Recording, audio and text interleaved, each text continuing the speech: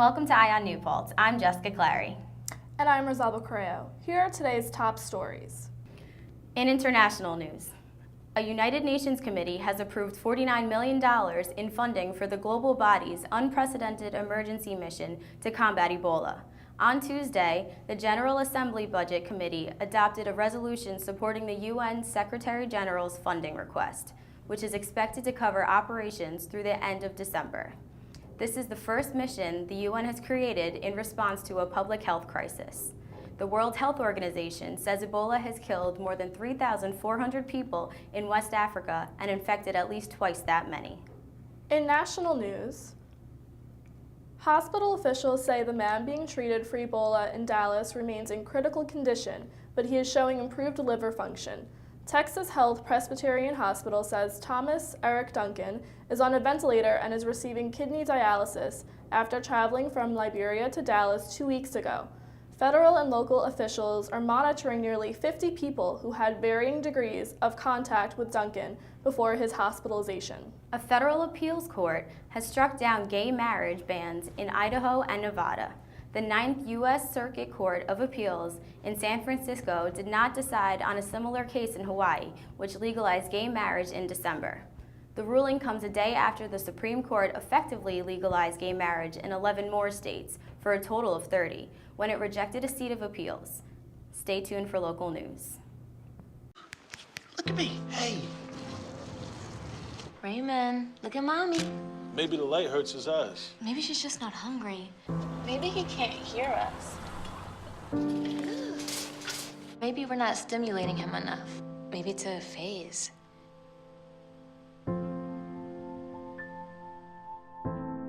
Avoiding eye contact is one early sign of autism. Learn the others today. The sooner it's diagnosed, the better. Hello, I'm Katie Bompancero. In local news, on Monday, October 6th, West Point graduate Lieutenant Dan Choi came to speak on the SUNY New Paltz campus. The lecture took place in Lecture Center 100, but On New Paltz was given the chance to speak with the lieutenant before the talk. Let's take a look. Lieutenant Dan Choi is a West Point graduate, Iraq War veteran, and spokesperson for the LGBT community. Tonight, he'll be speaking about how he struggled after being discharged from the Army. They point out activists and advocates as the enemy. And I was sitting in the room, having come out on Rachel Maddow TV show, having done an entire year of activism, and just gotten arrested at the White House in my uniform, having chained myself up and telling them I would not leave until Don't Ask, Don't Tell was repealed, fighting a military policy, putting myself pitted directly against the military-industrial complex and all the funding that they had. To put myself in that fight and to also sit in the front row of a battalion strategy meeting where I'm being told that I am the enemy, and I'm sitting right there. Then I'll tell you to your face that you are a hater. To your hating face, hater.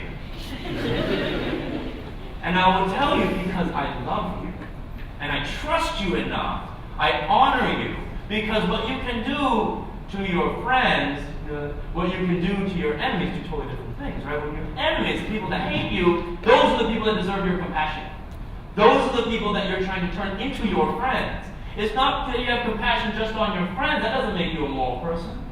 It's when you treat those people who hate you, and you know that they're not going to accept you.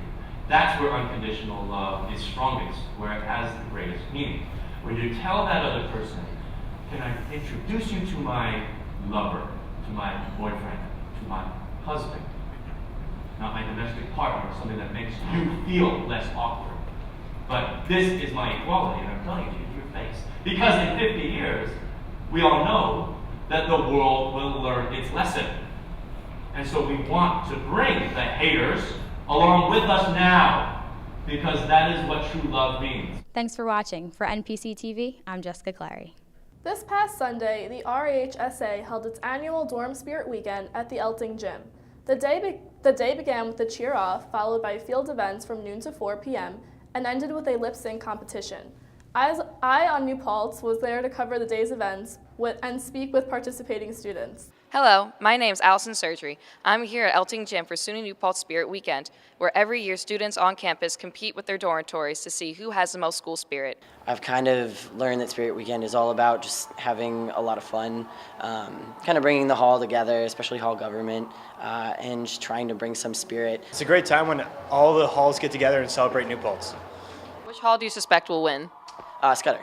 Boughton. Crispell. Definitely Bavier. Obviously Scudder.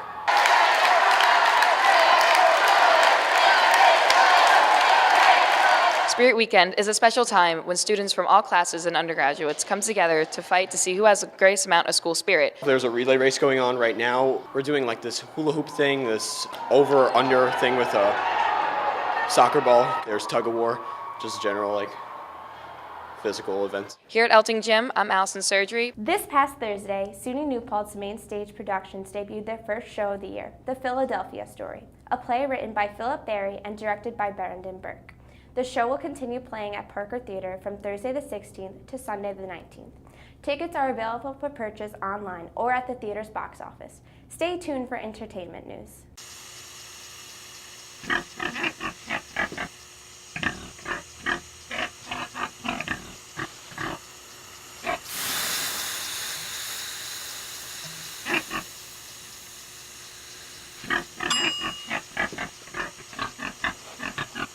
Cook foods to the right temperature using a food thermometer. 3,000 Americans will die from food poisoning this year. Keep your family safer. Check your steps at foodsafety.gov.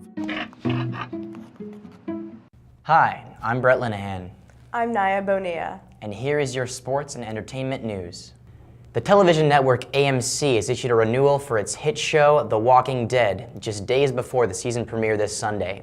The pickup for a sixth season isn't at all surprising, considering The Walking Dead continues to be the network's highest-rated show and has prompted both the development of a companion series and the confident declarations from producers that it can potentially continue for 6 seasons more. Stephanie Bianco, a former NCAA Division II Indiana University of Pennsylvania player, has been named the SUNY New Paltz Assistant Women's Lacrosse Coach. Head coach Liz Student said, quote, "She has a lot of passion for not only the sport, but also for teaching. Her passion for the sport rubs off on everybody and creates a great dynamic at practice."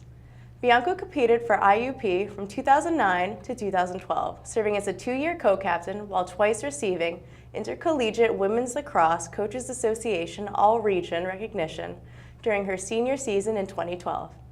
The lacrosse team finished last season with 4 wins and 10 losses and are hoping to improve in the coming season. In just 48 hours, Netflix sent the movie biz spinning. And where it stops is anyone's guess. The streaming giant made it clear last week that after challenging the TV industry, it now has designs on the big screen. Netflix announced 2 groundbreaking projects. The first is with IMAX and the Weinstein Company to fund and release a sequel to the martial arts classic Crouching Tiger, Hidden Dragon online and in select theaters next August, followed by a 4-picture deal with Adam Sandler. Cinedigm CEO Chris McGurk said, quote, "Audiences today don't care about the old rules of studio and entertainment business." Starting October 10th, the SUNY New Paltz Department of Athletics, Wellness, and Recreation will hold the 2014 Hall of Fame and Fall Alumni Weekend. There will be a dinner and ceremony to honor the college's 18th induction class of extraordinary athlete alumni that have brought honor and prestige to the university with their athletic achievements. Alumni include Sue Cooney for women's swimming, Rich Marazzi for baseball, Jess Waldorf for women's soccer and lacrosse, as well as several other alumni. These events will begin at 6 p.m. on Friday outside the NPR. Congratulations to all those who will be honored this weekend. Thank you for calling your GED Pep Talk Center. All right, now are you ready for your GED Pep Talk? Being nervous is okay. It just shows that you're serious about getting your diploma. A lot of things are scary. Heck, I'm scared of clowns. No quiero oír. No lo puedo hacer. DMC, life in your pep talk style. Just keeping it real, Debs, just keeping it real. Whatever motivation you need, we've got a pep talk for you. Get your GED pep talk and find free classes at yourged.org. That's all for this week. I'm Jessica Clary. And I'm Rosalba Correo. Thank you for tuning in.